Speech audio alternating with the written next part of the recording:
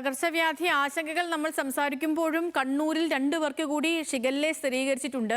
മുരിയാട് സ്വദേശിയായ 62-കാരിക്കും പാപ്പിനിശ്ശേരി സ്വദേശിയായ 5 വയസ്സുകാരിക്കുമാണ് രോഗം സ്ഥിരീകരിച്ചത്. നിഖിൽ വിവരങ്ങളുമായി ചേരുന്നുണ്ട്.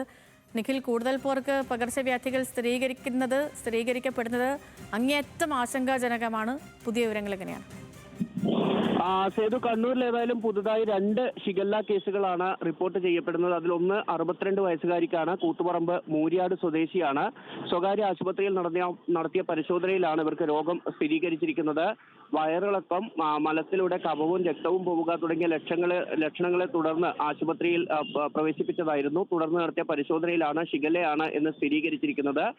ഇതുപോലെ തന്നെ പാപ്പിനിശ്ശേരി സ്വദേശിയായ 5 വയസ്സുകാരിക്കും ലക്ഷണങ്ങളെ തുടർന്ന് ആശുപത്രിയിൽ പ്രവേശിപ്പിച്ചു. ഇതിന് ശേഷം നടന്ന പരിശോധനയിലാണ് ഇപ്പോൾ ഏതായാലും ഷിഗല്ല സ്ഥിരീകരിച്ചിരിക്കുന്നത്. ഈ കുട്ടിയും കണ്ണൂരിലെ സ്വകാര്യ ആശുപത്രിയിൽ ചികിത്സയിലാണ്. ഇതോടെ കണ്ണൂർ ജില്ലയിൽ 5 ഷിഗല്ല കേസുകൾ റിപ്പോർട്ട് ചെയ്ത് കഴിഞ്ഞു. നേരത്തെ കുന്നോത്തുപറമ്പിലും അതുപോലെ തന്നെ മൊകേരി പഞ്ചായത്തിൽ 2 കേസുകളും റിപ്പോർട്ട് ചെയ്യപ്പെട്ടിരുന്നു. അത് മാത്രമല്ല, ജില്ലയിലെ പനി ബാധിതരുടെ എണ്ണം കൂടുന്നു എന്നൊരു വിലയിരുത്തൽ കൂടി ആരോഗ്യ വകുപ്പ് നടത്തുന്നുണ്ട്. നിലവിൽ മാങ്ങാട്ടിടം പഞ്ചായത്തിൽ 47 കേസുകളാണ് ഈ പനി കേസുകൾ എന്ന രീതിയിൽ റിപ്പോർട്ട് ചെയ്യപ്പെട്ടിട്ടുള്ളത്.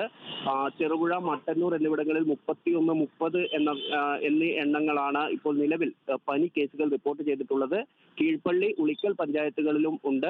ഒപ്പം തന്നെ ഈ ഡെങ്കു കേസുകൾ റിപ്പോർട്ട് ചെയ്യപ്പെടുന്ന സാഹചര്യങ്ങൾ കൂടി ഉണ്ടായിട്ടുണ്ട് എന്നുള്ളതാണ്. ഏതായാലും അതീവ ജാഗ്രത പാലിക്കാനുള്ള ഒരു നിർദ്ദേശം ആരോഗ്യവകുപ്പ് നൽകിയിട്ടുണ്ട്. ആരോഗ്യവകുപ്പിന്റെ ഭാഗത്തു നിന്നുള്ള പ്രവർത്തനങ്ങളും കൃത്യമായ ഏകോപനത്തോടു കൂടി നടക്കുന്നു എന്നാണ് ആരോഗ്യവകുപ്പ് ഉദ്യോഗസ്ഥർ പറയുന്നത്. ഓക്കെ, ശരി നിഖിൽ.